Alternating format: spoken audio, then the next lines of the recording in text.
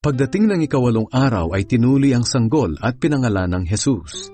Ito ang pangalang ibinigay ng anghel bago siya ipinaglihi. Dumating ang araw na maghahandog sina Jose at Maria sa templo ng Jerusalem ayon sa kautusan ni Moises patungkol sa mga babaeng nanganak upang maituring silang malinis. Dinala rin nila ang sanggol sa Jerusalem para ihandog sa Panginoon.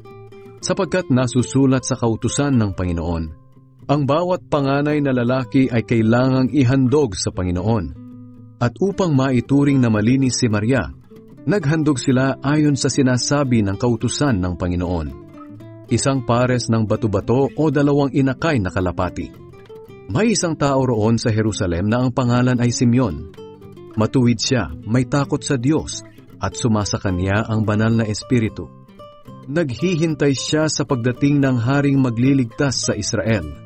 Ipinahayag sa kanya ng banal na espiritu na hindi siya mamamatay hanggat hindi niya nakikita ang haring ipinangako ng Panginoon.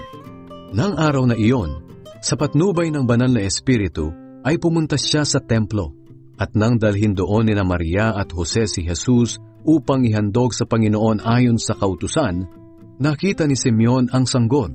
Kinargan niya ito at pinuri ang Diyos. Sinabi niya, "Panginoon, maaari niyo na akong kunin na inyong lingkod, dahil natupad na ang pangako niyo sa akin. Mamamatay na ako ng mapayapa, dahil nakita na ng sarili kong mga mata ang tagapagligtas na inihanda ninyo para sa lahat ng tao. Siya ang magbibigay liwanag sa isipan ng mga hindi Hudyo na hindi nakakakilala sa iyo, at magbibigay karangalan sa inyong bayang Israel." Namangha ang ama at ina ng sanggol sa sinabi ni Simeon tungkol sa sanggol. Binasbasan sila ni Simeon at sinabi niya kay Maria, "Ang batang ito'y itinalaga upang itaas at ibagsak ang marami sa Israel. Magiging tanda siya mula sa Diyos, pero marami ang magsasalita ng laban sa kanya.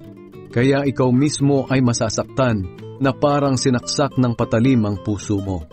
At dahil sa gagawin niya, mahahayag ang kasamaang nasa isip ng maraming tao." Naroon din sa templo ang isang babaeng propeta na ang pangalan ay Ana. Anak siya ni Phanuel na mula sa lahi ni Asher. Matandang-matanda na siya.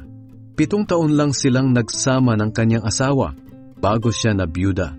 At ngayon 84 na taon na siya. Palagi siyang nasa templo. Araw-gabi ay sumasamba siya sa Diyos sa pamamagitan ng pananalangin at pag-aayuno. Lumapit siya ng oras ding iyon kina Jose at Maria at nagpasalamat sa Diyos.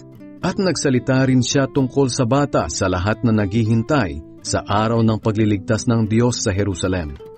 Nang may sagawa na nina Jose at Maria ang lahat ng dapat nilang gawin ayon sa kautusan ng Panginoon, umuwi na sila sa kanilang bayan sa Nazaret na sakop ng Galilea. Lumaki ang batang si Jesus at naging malakas at napakatalino, at pinagpala siya ng Diyos.